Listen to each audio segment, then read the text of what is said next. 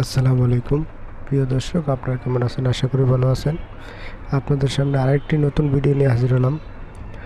Doctor Shafiqur Rahman বললেন তৃতীয় সংসদের অধিবেশনে যে জুলাই সনদ যদি শপথ না নেই সরকারি দল, তাহলে আমরা রাস্তায় আন্দোলনে যাব। আর যদি সংসদের সমাধান হয়ে যায় তাহলে তো ভালোই, তাতে কোনো সমস্যা নাই। আমরা চেষ্টা করব যে সংসদের ভিতরে এটা সমাধান হওয়া চাই।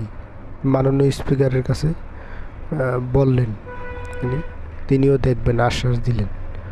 তবে দেখা যাক, যদি হয়ে যায় তো তাহলে তো ভালোই। তবে ভিডিওটা দেখেন, দেখলেই বুঝতে পারবেন যে কি বলছে ডক্টর শফিকুর রহমান। জনগণের এই প্রত্যাশা বা আকাঙ্ক্ষার বাস্তবায়ন না পাই, তখন স্বাভাবিকভাবেই আমাদেরকে রাজপথে তখন আন্দোলনে যেতে। আমরা শপথ নিয়েছি, আমাদের শপথের কি হবে? যারা শপথ নেন নাই তারা শপথ কখন নেবেন? গণভোটকে আদৌ মান্য করা হবে কিনা? আজকে চলমান অধিবেশনের দ্বিতীয় কার্য দিবস ছিল। প্রথম দিবসটি 12 তারিখ হওয়ার পরে 13, 14 2 দিন স্বাভাবিক বন্ধ ছিল। আজকে আবার শুরু হয়েছে। আজকের দিনের কর্মসূচিতে প্রেসিডেন্টের ভাষণের উপরে ধন্যবাদ প্রস্তাব ছিল, 71 বিডিতে কিছু নোটিশ ছিল, প্রশ্ন উত্তর ছিল। আমরা শুরুতেই পয়েন্ট অফ অর্ডারে দাঁড়িয়েছিলাম। আপনারা জানেন যে 12 ফেব্রুয়ারি এখন ঘরেই হবে বিয়ে বাড়ির পোলাও, যদি থাকে আগে থেকে সেন্সিয়াল সুগন্ধি চিনি গুঁড়া চা। দুটি নির্বাচন হয়েছে একসাথে, সংসদ নির্বাচন এবং গণভোট, এবং সেটি একটা প্রেসিডেন্সিয়াল অর্ডারের মাধ্যমে হয়েছে। এটা স্বাভাবিক সাংবিধানিক ধারাবাহিকতায় হয়নি। সেখানে অনেকগুলা কথা ছিল, শর্ত ছিল। টোটাল 15টা আদেশ সেখানে দেওয়া হয়েছে একই দিনে। এই আদেশগুলো ছিল গণভোট সংক্রান্ত ম্যাক্সিমাম, আর সাধারণ নির্বাচনের সাথে ছিল।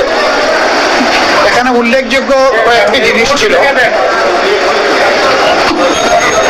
এর মাঝে ছিল যে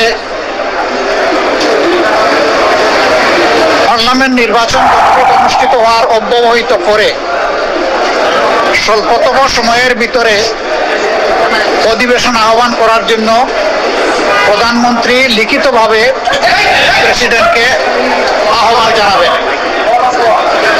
তাই করেছেন, কিন্তু তিনি একটা করেছেন, আরেকটা করেন। এটা আমাদের কাছে মনে হয়েছে। ফলে শুধু জাতীয় সংসদের অধিবেশন ডাকা হয়েছে, কিন্তু সংস্কার পরিষদের অধিবেশন ডাকা হয়। প্রথম দিন যেহেতু সময় কম ছিল, এবং আপনারা জানেন যে একটা ইস্যুতে আমরা ওয়াকআউটও করেছিলাম, আমরা সেখানে কথা তুলেছিলাম, কিন্তু সেই কথাটা আমলে নেওয়া হয়নি। অধিবেশনের শুরুতেই পয়েন্ট অফ অর্ডারে দাঁড়িয়ে আমরা এই ব্যাপারে কথা বলার চেষ্টা করেছি। তখন মাননীয় স্পিকার 1 ঘন্টা পরে আমাদেরকে স্লট দিয়েছিলেন। আমরা 13 নভেম্বর গত বছর জারি করা এই আদেশ আমরা পুরোটাই সেখানে পড়ে শুনিয়েছি, এবং আমরা বলেছি যে আজকে শেষ দিন, পঞ্জিকা দিবস, এর সমাধান আমরা চাই। আমরা শপথ নিয়েছি, আমাদের শপথের কি হবে? যারা শপথ নেন নাই তারা শপথ কখন নেবেন? এবং সেই সংস্কার পরিষদের অধিবেশন কখন ডাকা হবে? গণভোটকে আদৌ মান্য করা হবে কিনা? 70% জনগণ সংস্কারের পক্ষে গণভোটে রায় দিয়েছে।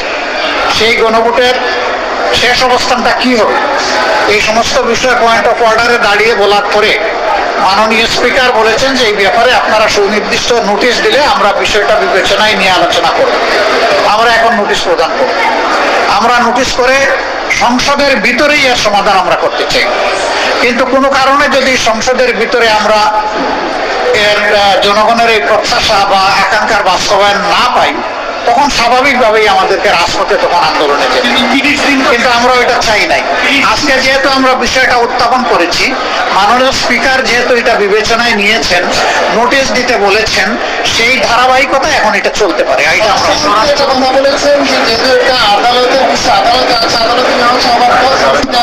না, তিনি এটা বলেন নাই। না, তিনি এভাবে বলেননি।